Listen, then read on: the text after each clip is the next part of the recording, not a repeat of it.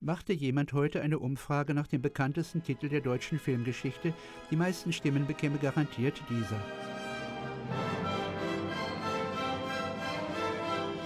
Nach seinem Start allerdings hätten da die Fachleute gewettet, welcher deutsche Filmtitel heute noch in aller Munde sein würde, auf ihn hätte keiner eine müde Mark gesetzt.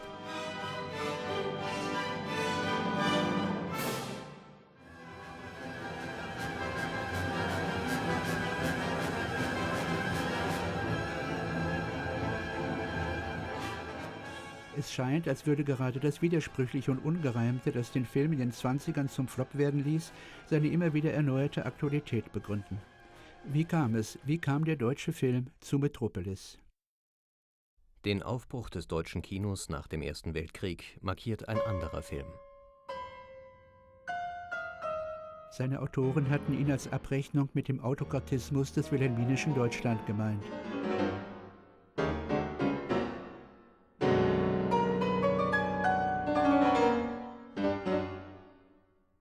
Dessen Zusammenbruch führte zur ersten Blüte des deutschen Kinos. Der Kaiser hat abgedankt. Er und seine Freunde sind verschwunden. Übers Jahre hat das Volk auf der ganzen Linie gesiegt. Das Alte und Morsche, die Monarchie ist zusammengebrochen. Es lebe das Neue, es lebe die Deutsche Republik. Der Kollaps tradierter sozialer Werte setzte Energien frei, die der neuen Kunst zuflossen. Im künstlerischen und literarischen Expressionismus der Vorkriegszeit bereitete die Formierung des deutschen Kinos sich vor. Bei den Malern der Brücke in Dresden, bei denen des Blauen Reiter in München, bei Georges Grosz in Berlin. Dem Expressionismus in Kunst und Literatur folgte expressionistisches Theater. Es folgte expressionistische Architektur, zuerst in Entwürfen. Es folgte der Film. Metropolis war der letzte expressionistische Film, Caligari der erste.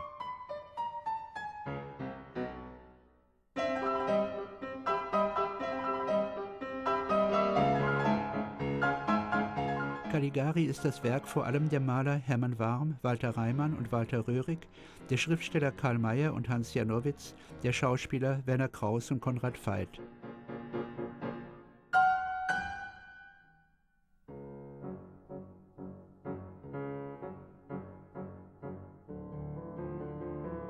Der Architekt Hans Pölzig baute das Ghetto des Golem.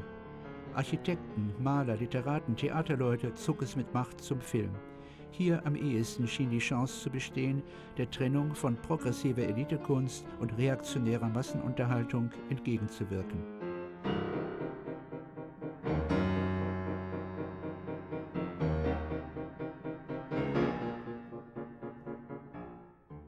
Georg Kaisers Von morgens bis Mitternacht bringen der Theaterregisseur Karl-Heinz Martin, der Bühnenbildner Robert Neppach, der Schauspieler Ernst Deutsch auf die Leinwand. Übrigens als ersten deutschen Schwarz-Weiß-Film, alle anderen waren koloriert.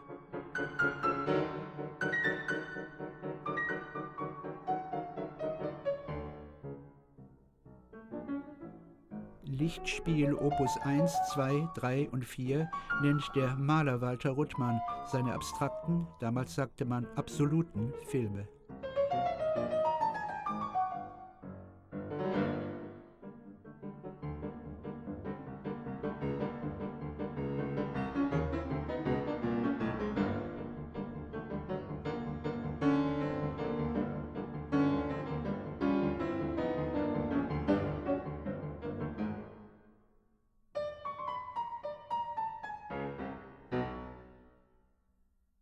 Zu keiner anderen Zeit hätten diese Filme entstehen können. Die Entwertung der Mark erlaubte, deutsche Filme im Ausland zu Dumpingpreisen anzubieten und machte den deutschen Kinomarkt uninteressant für den Import. 400, 500, 600 Filme werden jetzt jedes Jahr in Deutschland gedreht.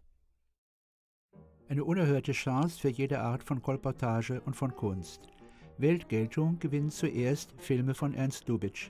Auch er kam vom Theater, von Max Reinhardt. Er tauschte es ein fürs Kino.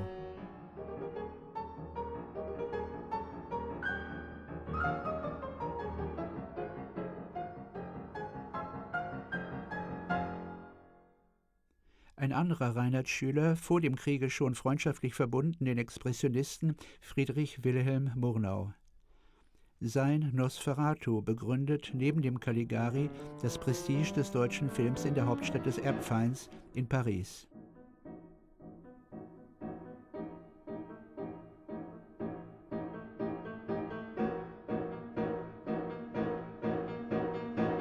Dann macht in Paris ein anderer deutscher Film Furore, Der müde Tod, der Film eines Wieners, Fritz Lang.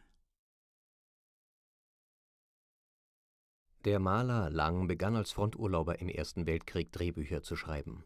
Ersten Screen-Credit bekam er bei Hilde Warren und Der Tod.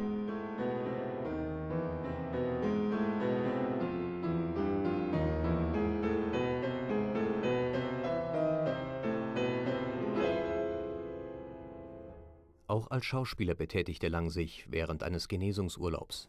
Und da sah mich Erich Pommer und wir kamen auf Film zu sprechen und Pommer mochte die Sachen, die mir vorschwebten, und er engagierte mich dann als Dramaturg. Ich ging nach Berlin und arbeitete dort zuerst als Dramaturg.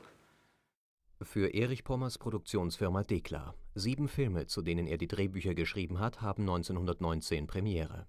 Mir gefielen nicht unbedingt die Sachen, die ich dann sah, wie meine Filme inszeniert wurden. Und als ich dann einen Film schrieb, den die Leute, also Dekla Bioskop, sehr gerne haben wollten, der hieß Halbblut, sagte ich, ja, ich verkaufe Ihnen den Film, wenn ich Regie führen könnte. In den Jahren der Inflation dreht Lang Film um Film um Film. In dieser Zeit gab es ein Plakat in Berlin. Berlin, dein Tänzer ist der Tod. Der müde Tod. Mit dem 8. Film kam das künstlerische Prestige. Der Tod als Architekt, Erzähler, Regisseur. Er hat eine Mauer gebaut ohne Tür und Fenster. Der Braut, Lildagova, der Tod den Geliebten entführt hat, öffnet sich im Traum in der Mauer ein Spalt. Erst im Tode findet sie mit dem Geliebten wieder zusammen.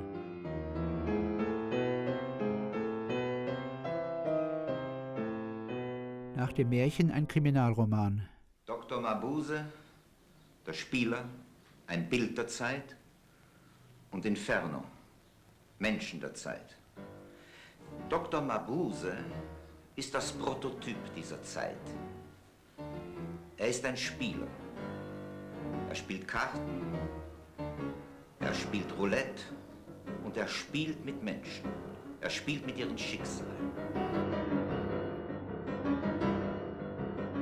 Auch Mabuse ist ein Inszenator und selbst Teil seiner eigenen Inszenierung. Mabuse hat kein Gesicht, er ist ein Fächer von Masken.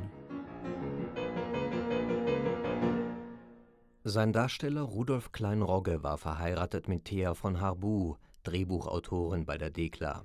Da lernte Lang sie kennen. Sie wurden ein Paar. Nach dem Start des Dr. Mabuse heiraten der Regisseur und die Autorin. An allen seinen Filmen von 1920 bis 1933 ist sie beteiligt. Für Klischees und Kolportage in Langs Filmen haben seine Anhänger stets sie verantwortlich gemacht. Lang hat sie immer verteidigt. Sie waren sich einig, der Kriminalroman war ihnen so wertvoll wie Märchen und Sage. Welch ein Unmaß von Brutalität, schreibt Lang, von Rohheit, von Verbrechen ist in den lieblichsten deutschen Märchen angehäuft. Und in den deutschen Sagen. Lang verfilmt die Nibelungen. Erster Film Siegfried.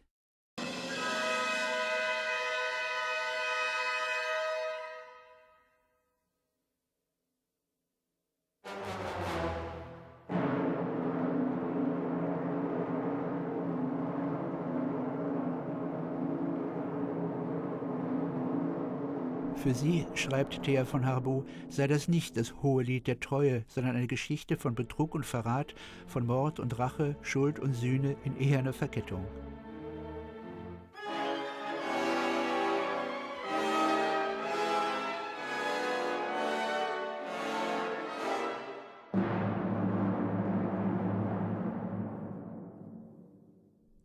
Zweiter Film Kriemhilds Rache. Fritz Lang bei den Dreharbeiten. Die Burgunden kommen mit den Hunnen in Etzels Festsaal das Sonnwendfest zu feiern. Ein Burgunde kommt mit schlimmer Botschaft.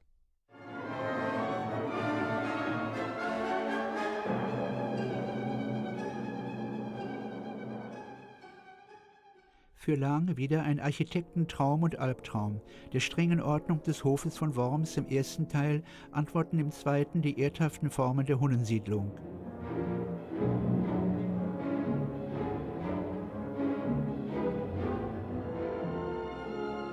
Und wenn am Ende Etzelsburg in Flammen steht, erwartet man keine Ruine.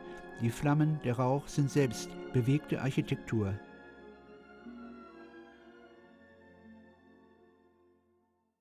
Als der Film Premiere hat, ist die Nachkriegszeit zu Ende, ist die Mark wieder stabil, sind die Gesetze des Marktes wieder in Kraft. In den Künsten löst den Expressionismus die neue Sachlichkeit ab.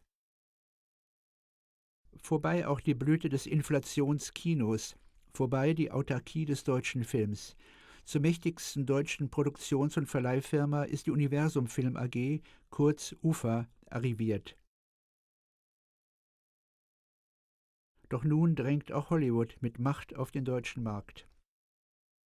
Für einen Kredit von 17 Millionen Mark räumt die UFA in ihren Kinos Hollywood die Hälfte aller Termine ein und an ihren eigenen Produktionen die amerikanischen Rechte. Der Paar-UFA-Mietvertrag, der auch das Schicksal des nächsten Lang von Harbo-Films entscheidet. Im Juni 1924 entsteht bei einem Urlaub im Salzkammergut das Drehbuch. Im Juli macht die UFA das Projekt publik. Im Herbst soll gedreht werden.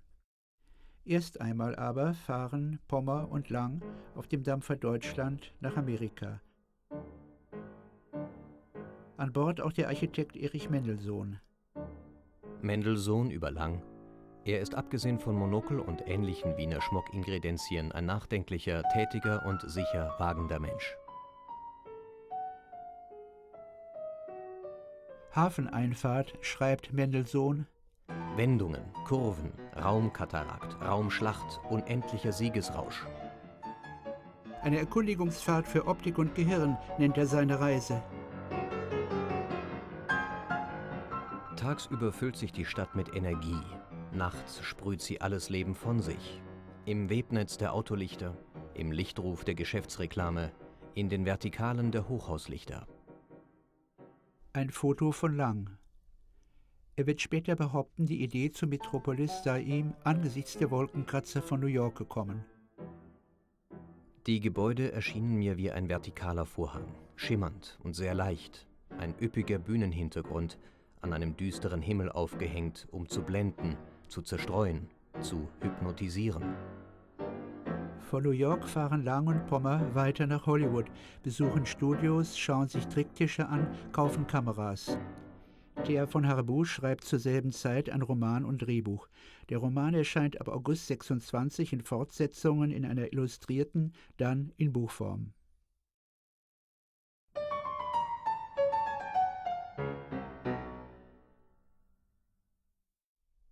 Mehrfach angekündigt, immer wieder verschoben, beginnen die Dreharbeiten am 22. Mai 1925. Gedreht wird auf dem Gelände und in den Studios der UFA in Neubabelsberg und in der Zeppelin-Halle in Staaken bei Berlin. Die Dreharbeiten ziehen sich hin bis Ende Oktober 26, 310 Drehtage und 60 Nächte. Statt der geplanten 1,5 soll der Film schließlich 6 Millionen Mark gekostet haben.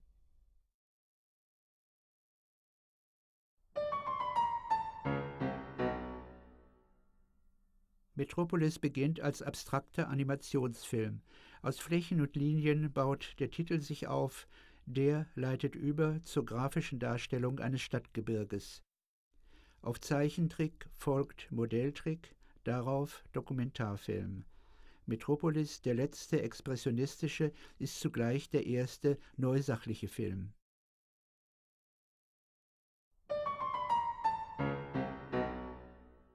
Luis Buñuel in seiner Kritik des Films: Das Kino wird als treuer Interpret den kühnsten Träumen der Architektur dienen.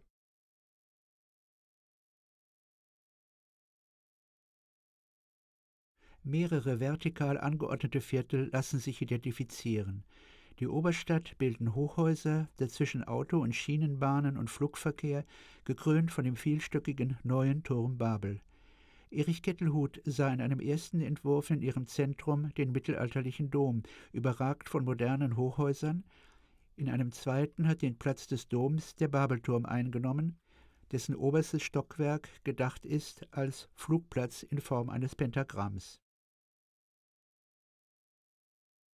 Ein eigenes Viertel in der Oberstadt, das man so nicht sieht im Film, ein Entwurf von Kettelhut, ist der Club der Söhne mit seinem Stadion und mit den ewigen Gärten, dem Spielplatz der Jeunesse Dorée von Metropolis. Zwei mittelalterliche Fremdkörper in der modernen Oberstadt sind Rotwangs altes Haus und der gotische Dom. Etwas abseits das Yoshiwara, der Vergnügungsbazar von Metropolis. Weiter unten, über Treppen erreichbar, das Maschinenviertel. Mit der M, der Moloch-Maschine, mit der im Roman sogenannten Paternoster-Maschine und mit der Herzmaschine, dem Energiezentrum der Stadt.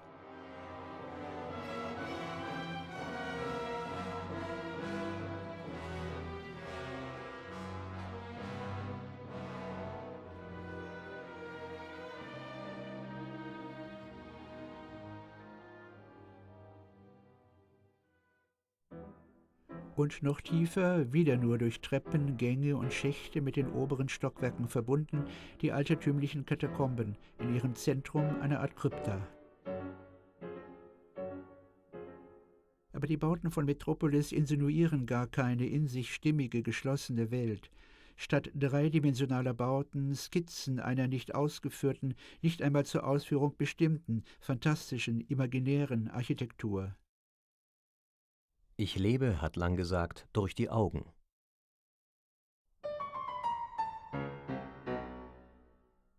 Die Kamera dient bei ihm nicht länger zur passiven Aufzeichnung gespielter Aktionen. Indem sie auf einem improvisierten Dolly, kaum merklich, auf Freda zufährt, markiert sie Marias Aufmerksamkeit.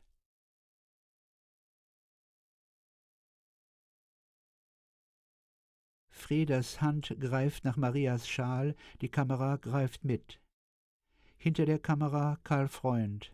Auf Langs Wunsch hatte Pommer bei ihrem Hollywood-Besuch 2 Mitchells bestellt, die ersten, die in Deutschland Verwendung fanden. Hier sieht man sie, neben der rechten Karl Freund, neben der linken Günther Rittau, die beiden Kameraleute, zwischen ihnen zu Besuch in Babelsberg ihr Hollywood-Kollege Charles Rosher. Außer den Mitchells kam bei Metropolis der Stachofilmer zum Einsatz, eine deutsche Leichtmetallkamera.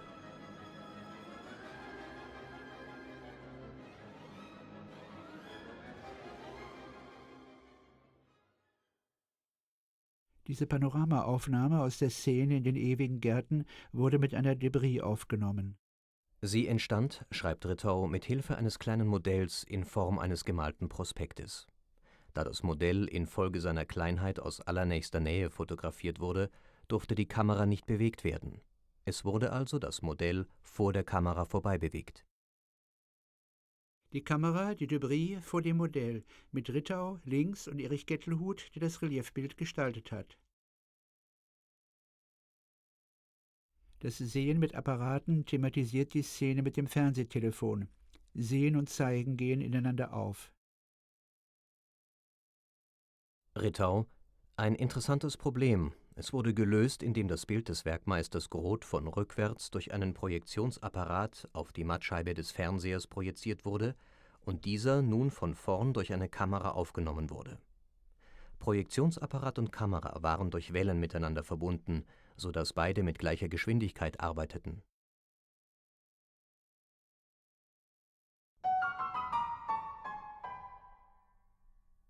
Der Babelturm bei Nacht, Tricktableau von Erich Kettelhut. Er schreibt dazu: Auf starken Pappen malte ich im Format von 60 zu 40 Zentimetern 2 Motive so naturalistisch und minutiös, wie es die Fotografie zeichnet.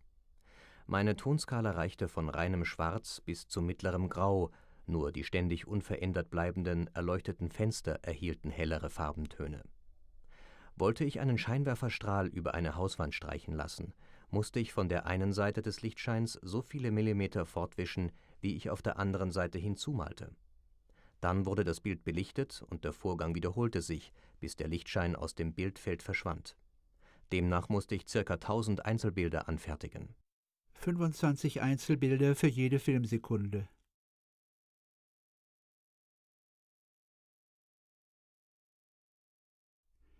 So darf man es sich auch vorstellen, wie aus Kettelhuts Zeichnung Morgendämmerung das bewegte Bild des Stadtgebirges hervorgeht. Aufnahmen im Einergang waren eins von 3 Spezialverfahren, die in Metropolis zur Anwendung kamen. Lang hatte das in Hollywood gesehen.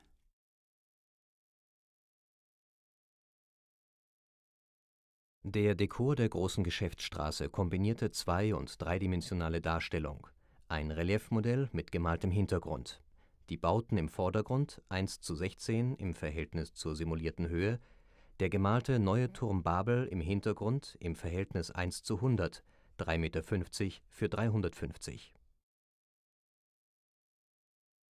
Bei den Aufnahmen des Verkehrs auf den Autostraßen wurden 300 kleine Modellautos verwendet. Jedes einzelne musste nach der Aufnahme jedes Phasenbildes um Millimeter vorgerückt werden.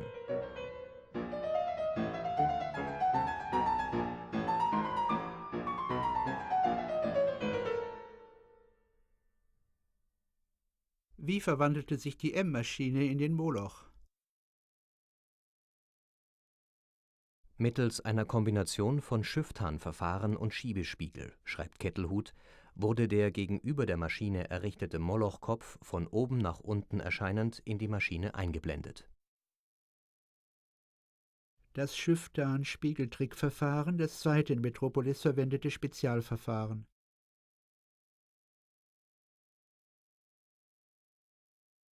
Eugen Schifftan war Maler und Architekt und Assistent von Hans Pölzig an der Berliner Kunstakademie.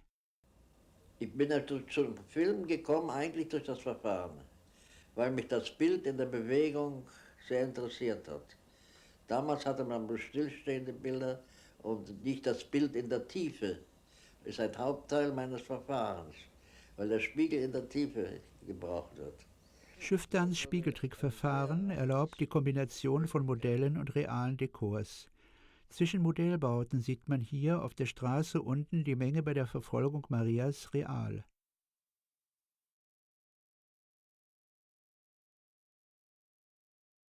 Dasselbe Modell fand Verwendung in einer anderen Einstellung, ergänzt um einige Strebepfeiler und eine Hochstraße, auf der ein Modellauto rollt, während auf der Straße unten real 2 Arbeiterkolonnen aneinander vorbeimarschieren. Dabei wurde in einem Winkel von 45 Grad ein Spiegel vor das Kameraobjektiv montiert, in dem ein schräg hinter der Kamera installiertes Miniaturmodell sich spiegelte. In dem Spiegelglas war in einem bestimmten Bereich der Belag weggekratzt worden, sodass hier der Blick der Kamera ungehindert auf den realen Dekor fallen konnte.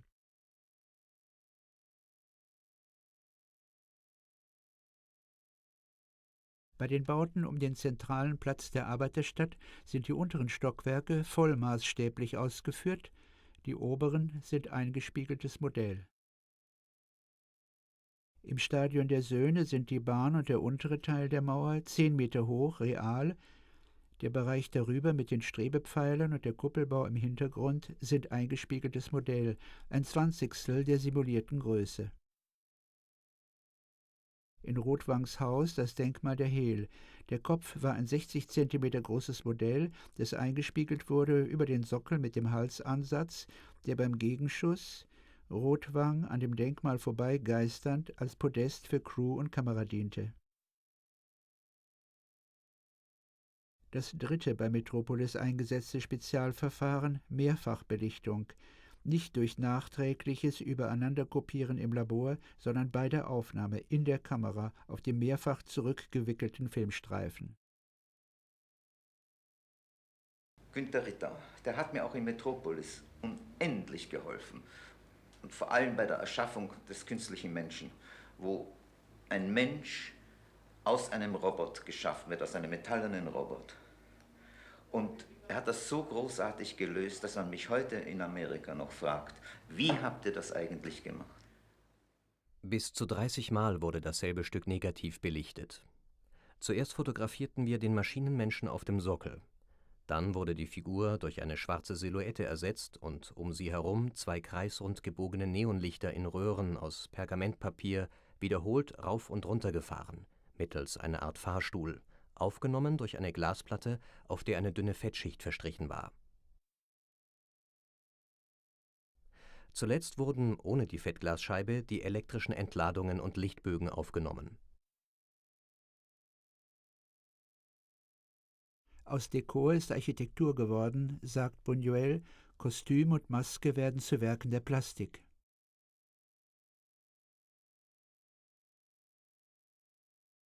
Schulze-Mittendorf. Es waren Schauspieler, die in eine Hülle von gotisierendem Formcharakter gesteckt wurden, die aus dicker, harter und gedrahteter Jute hergestellt werden konnten. Ihre Köpfe steckten in einer Ganzkopfmaske aus einem damals gerade neu im Handel erschienenem, knetbarem Holz. Das Material ließ sich sägen, raspeln, feilen und schleifen. Aus demselben Material ist der futuristische Maschinenmensch. Brigitte Helm musste in dem Kostüm stehen, gehen und sitzen können. Es wurde ein Gipsabguss der Helm hergestellt und darauf arbeitete ich direkt die Figur, die natürlich in einzelne Teile zerlegbar war. Prinzip Ritterrüstung.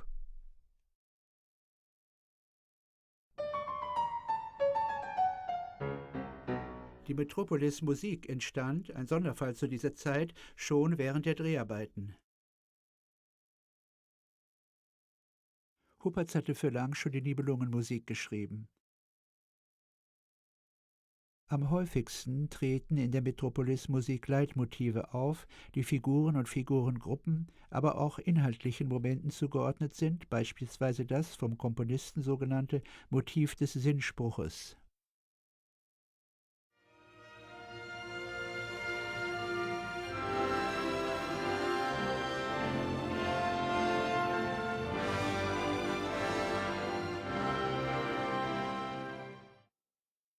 Oder die Titelmusik.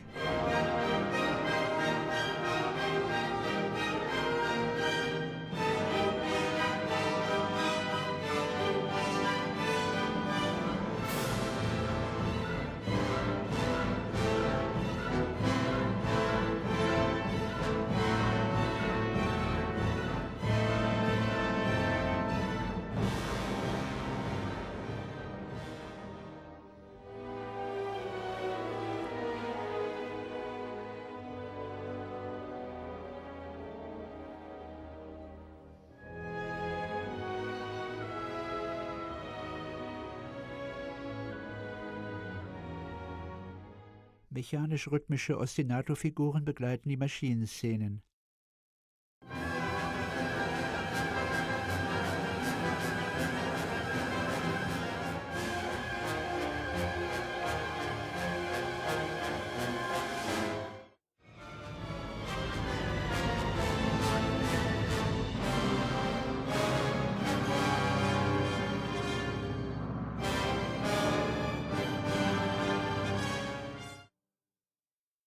Zwei Tänze sind Schauplätzen zugeordnet, dem Yoshiwara,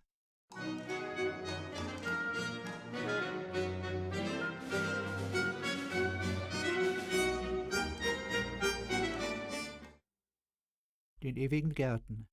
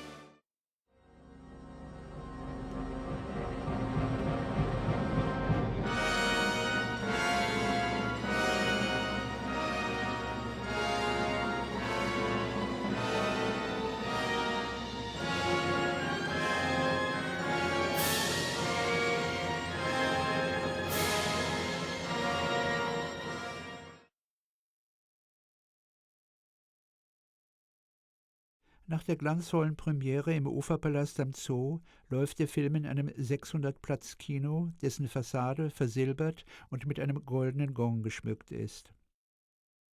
15.000 Besucher sehen ihn da. Dann stoppt der Verleih die Auswertung.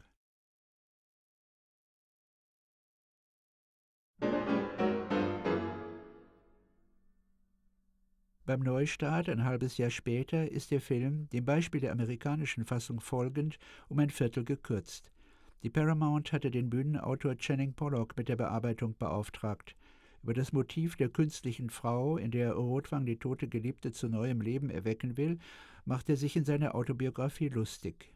Der Film handelt von einem Erfinder, der, verwitwet und davon nicht begeistert, sich aus Stahl eine zweite Frau baut. Eine ungemütliche Bettgefährtin für kalte Winternächte, möchte ich meinen. Der Adapteur unterschiebt dem Film eine andere Geschichte, die mit den zur Verfügung stehenden Bildern erzählt werden könne. Er findet selbst: Keine sehr originelle Geschichte, auf dem Frankenstein-Thema beruhend.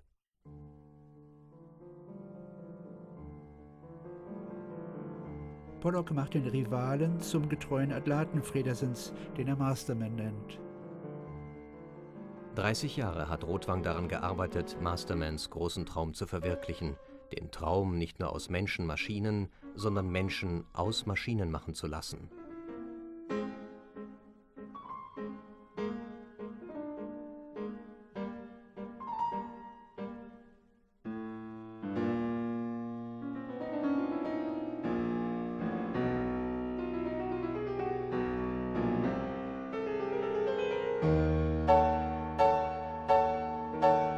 Mein Werk ist getan.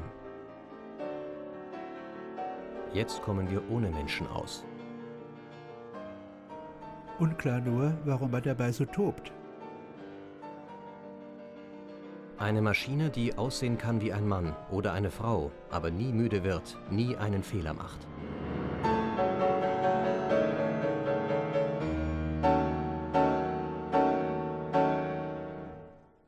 Rätselhaft auch, warum Rotwang, wenn er den Maschinenmenschen schafft, damit er die Arbeiter ersetze, ihn mit weiblichen Geschlechtsmerkmalen ausstattet.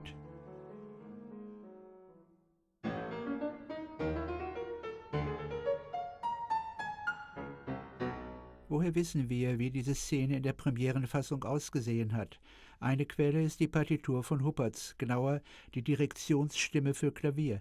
Sie enthält Stichworte für den Dirigenten, damit der die Musik synchron zu Bildern und Zwischentiteln dirigieren kann. Für die Szene in Rotwangs Haus geben sie an: Rotwang.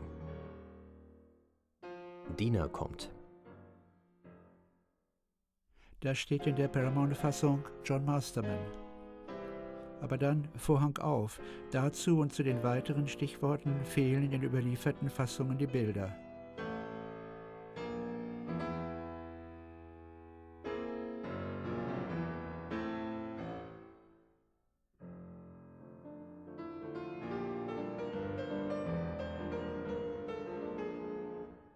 Hand Rotwangs, damit könnte dies gemeint sein.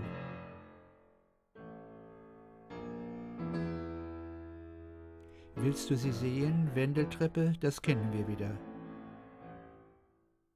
Ein anderes Dokument, das Aufschluss gibt über die Premierenfassung, ist die Zensurkarte mit dem Text der Zwischentitel. Da liest man zur dritten Rolle unter anderem: Der Text hatte keine Entsprechung in der Partitur. Ein Hirn wie das deine, das war ein Stichwort in der Partitur. Auch das, ich habe ein einziges Mal. In der Partitur stand, lass die Toten ruhen, offenbar ein Druckfehler. Ein Standfoto erklärt das Stichwort Denkmalsockel in der Partitur. Darauf der Text von der Zensurkarte. Ein weiteres Standfoto zeigt auf dem Denkmalsockel den Kopf der Hel. Nimmt man noch das überlieferte Drehbuch dazu, so gewinnt man Klarheit auch über die anderen Stichworte der Partitur.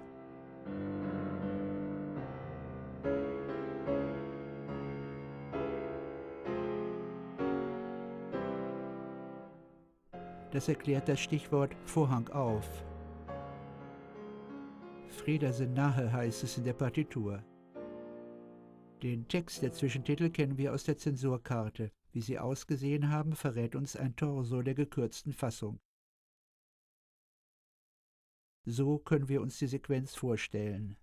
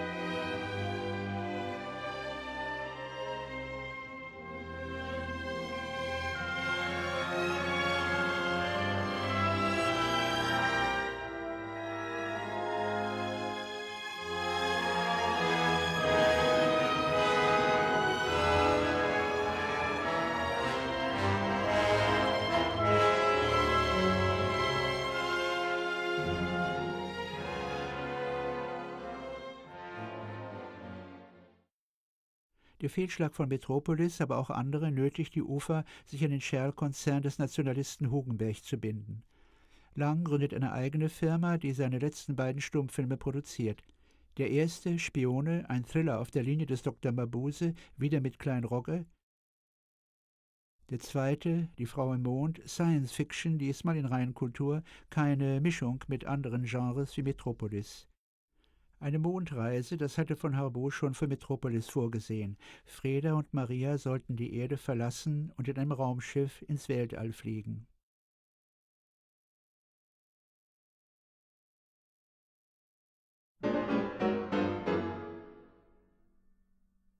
Drei Jahre und zwei lang von Harbaut-Filme später, ihre ersten Tonfilme, bringen Wirtschaftskrise, Arbeitslosigkeit und Helfer aus Politik und Wirtschaft einen Verehrer Langs an die Macht.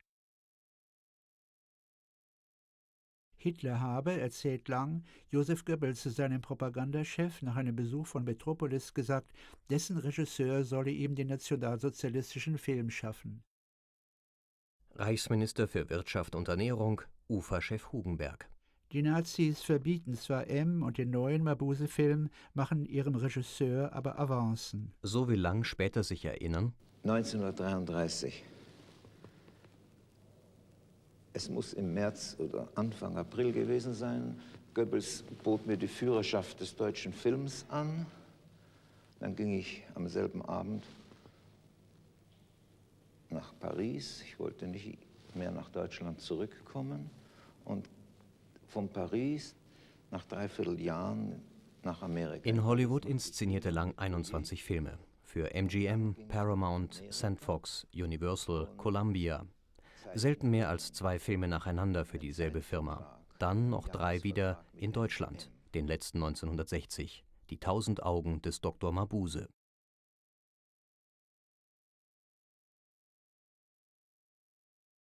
Was die 20er Jahre an Metropolis bemängelten, hat ihm von den 80ern bis in das neue Jahrhundert hinein zu einem Revival verholfen. Die Mischung der Genres, Stile und Zeitebenen, dass er im Bild der Zukunft die Züge von Vergangenheit wahrnimmt, Mittelalter und Altertum als Möglichkeiten der Zukunft beschwört.